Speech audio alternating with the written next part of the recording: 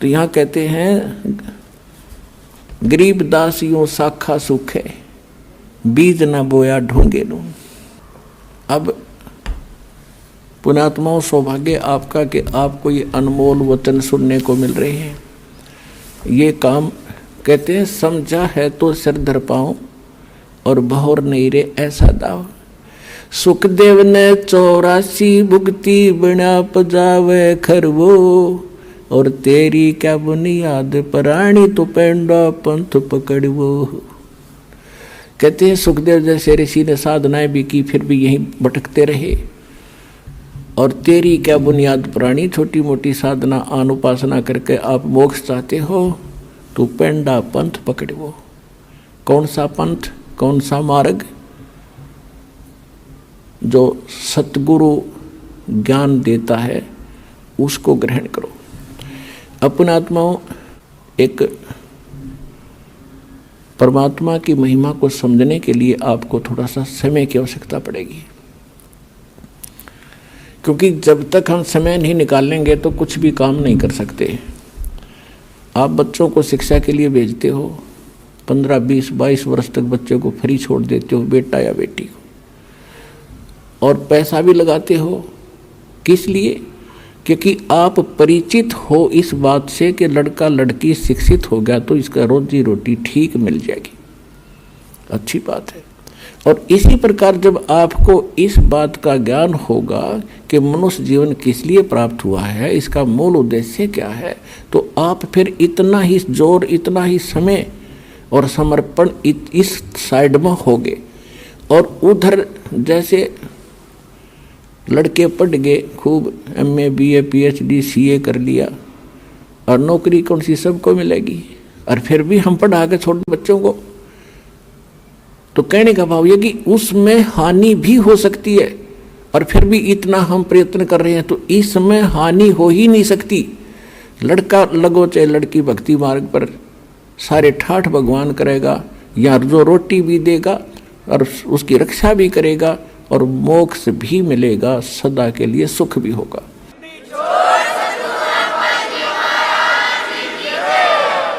अब जैसे ये दास देख रहा है,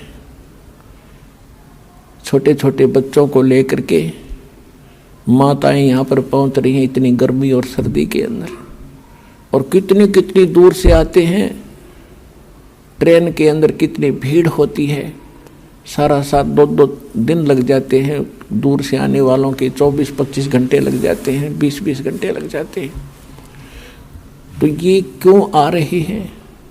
जैसे किसान, खासकर हरियाणा क्षेत्र में हम देखा करते थे, हमारे पिताजी और अन्य गांव के लोग, रात्रि के समय जैसे आज कितनी सर्दी है, जनवरी में कितनी सर्दी होती है, और खेत में किसान का नहर से पानी का नंबर आ जाता है रात के 12 बजे, जनवरी का महीना, और शीत लहर चल रही होती है। अब हम तो कमरे बंद करके खिड़की द्वार सारे रजाई ओढ़ कर सोना पड़ता है कि ठंड ना लग जाए, और किसान एक कंबल खेस ओढ़ के और खेत में पहुंच जाता रात के 12 बजे उसी शीत लहर में।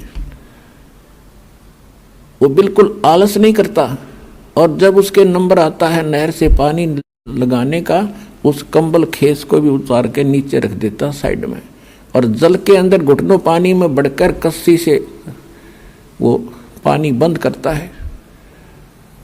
अब वो किस लिए कर रहा है ऐसा काम? उसको मालूम है कि यदि आज मैं सिंचाई करने नहीं गया और मेरा नंबर कट जाएगा, फिर ये नंबर मिलेगा नहीं, इतने मेरी फसल सूख जाएगी और मेरे बच्चे भूखे मर जाएंगे, मैं निर्धन हो जाऊंगा। क्योंकि किसान उस प्रोसेस से, उस प्रोसीजर से पूर्ण परिचित है, इसलिए वो ना ये देखता तेरा नमूनिया हो जाएगा, रात के समय ये भी नहीं देखता कोई सांप काट जाएगा, नहीं, वो काम करके छोड़े तो सफल हो गया। इसी प्रकार यहाँ वही आ सकते हैं जो उस किसान की तरह इतने प्रभावित हो चुके हैं और संतोष हो चुका है और उनको पूरा ज्ञान हो चुका है कि यो काम तब करना ही पड़ेगा, चाहे मरे चाहे जीवें। पर भगवान के भगत मरा नहीं करते, जिया करते हैं, और सदा सुख मिला करते।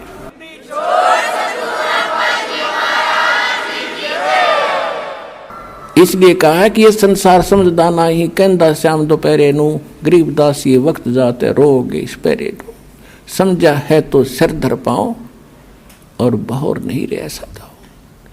अपने भाई बहनों को भी समझाओ, सारे संसार में ज्ञान फैलाओ, सारा विश्व सुखी होगा, सबको मोक्ष मिलेगा।